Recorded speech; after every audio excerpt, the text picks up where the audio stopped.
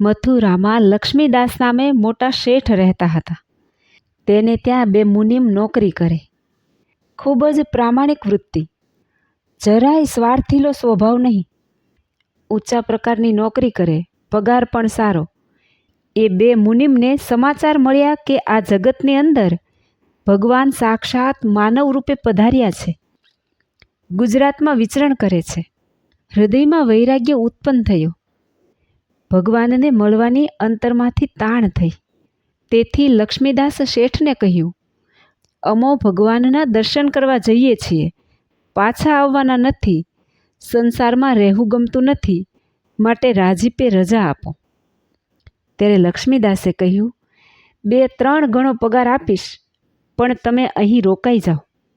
તમારા જેવા ધર્મશીલ અને પ્રામાણિક માણસો બીજા જલ્દી મળશે નહીં. ત્યારે બંને મુનિમે કહ્યું, 2-3 ગણા પગારની ક્યાં વાત કરો છો? તમારી તમામ મિલકત અમને આપી દો તો પણ અમે રોકાઈશું નહીં. જરાય ઢીલા ન થયા. જેનો વૈરાગ્ય પરિપક્વ હોય એને માયા રોકી શકે નહીં. બંને મુનિમો ફરતા ફરતા ગઢપુર આવ્યા. શ્રીજીના ચરણમાં દંડવટ પ્રણામ કર્યા. અંતરમાં પ્રકાશ થયો. 2 હાથ જોડી પ્રાર્થના કરી, હે પ્રભુ, અમને સાધુ કરો. શ્રીજી મહારાજે દીક્ષા આપી સાધુ કર્યા.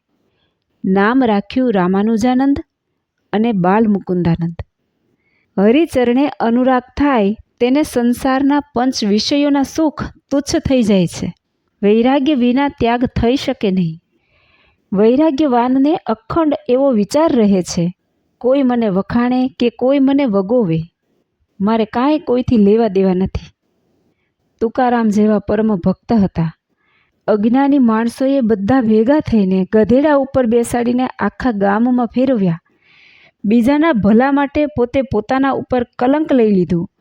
ખૂબ વગોણું કર્યું, છતાં પણ મનમાં કચવાણા નહીં, નિરાશ થયા નહીં, પણ આનંદથી હરિભજન ચાલુ રાખ્યું. ભગવાન ભજશે નર નિર્મોહી, તે જ લાગશે હરિને વહાલા. કોણ લાગશે હરિને વહાલા? જે અખંડ હરિને જોઈ રહેશે તે. મનથી હરિને અખંડ અંતરમાં ધારી રાખવા. મોહનો ક્ષય થાય તો જ મોક્ષ થાય. જ્યાં સુધી મોહ જીતાયો નથી ત્યાં સુધી કોઈ પણ કાર્યમાં સફળતા પ્રાપ્ત થતી નથી. મતલબ કે સંસારથી મન ન્યારું રાખવું તે ઉત્તમ વૈરાગ્યની સમજણ છે. શ્રીપતિમ શ્રીધરમ સર્વદેવેશ્વરમ ભક્તિધર્માત્મજમ વાસુદેવમ હરે માધવમ કેશવમ કામદમ કારણમ શ્રી સ્વામિનારાયણમ નીલકંઠમ ભજે.